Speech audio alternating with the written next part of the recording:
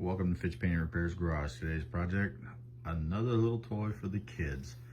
This is another little quad for my niece and my nephew. Well, they're my great niece and great nephew.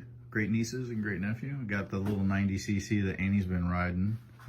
That's their bike as well. This is a little 50cc Suzuki Quad Sport. Little 4-stroke motor on it. A pull start, electric start. And so yesterday I had a fuel leak coming out of the carburetor. I had to hot wire because it doesn't have an ignition. So on these you got, this is your ignition bundle. This is Suzuki. So you got, if you need a testing override, but you can't shut the motor off unless you disconnect these wires. So we're gonna, initially we're just gonna put a toggle switch on so we can turn it on and off. But I gotta pull the carburetor and go through it. So I got it to finally crank yesterday with a little bit of starting fluid, and then I got some gas in it and got it to run. Really couldn't rev it up. Eventually I got it to where it run good enough to where I kind of could rev it up enough to get the rear wheels to turn. I jacked it up. Automatic engine, so when you hit the throttle, it'll take off. And so it's got a safety switch up here located. That's a safety switch, and so this has got to be down and locked for the ignition to get fire. And so I'm going to look into seeing if we can override that situation. So we'll look into it some more. It's a safety thing for the kids so that they don't take off. It locks the front brakes so they can't go nowhere. Actually, I think it's a rear brake. Yeah, this one's the rear brake and that one's the front brake. Oh, hey, Mr. Lizard. You want to go for a ride? Scared me.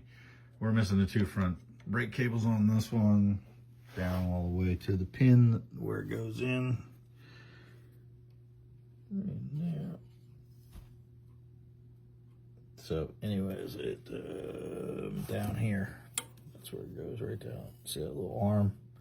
Cable attaches, there's a little pin that goes through that barrel, and then you got two front brakes, and then you got one rear brake, and it's a drum brake setup on it.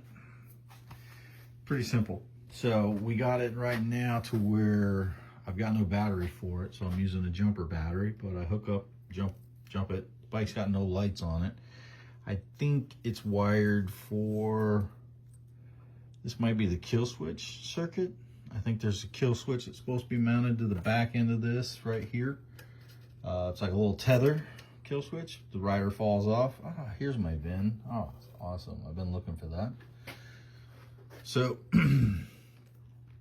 this is just hardwired together and override. So I believe there's a tether thing that goes in here, and that's what this little thing's for. Is there something in there? Or just bugs? Probably just bugs. Anyways, so we got it to fire up yesterday, jumping it with the push start. It just fires right up, kill switch on, boom, it fires up. So, but she's not idling, so we're gonna pull the carburetor off. Well, it'll fire up and idle with the, playing with it a little bit, and then eventually I got it to rev up. But the carburetor needs to be gone through and cleaned, and it's definitely leaking. So we're gonna go ahead and we're gonna pull the fuel tank off. We're gonna pull the carburetor off, the intake manifold. We're gonna check out the petcock situation on this. We're gonna flush out the gas tank. We're gonna clean the carburetor. That's where we're at today. And then we'll see if we can test ride it. All right, stay tuned.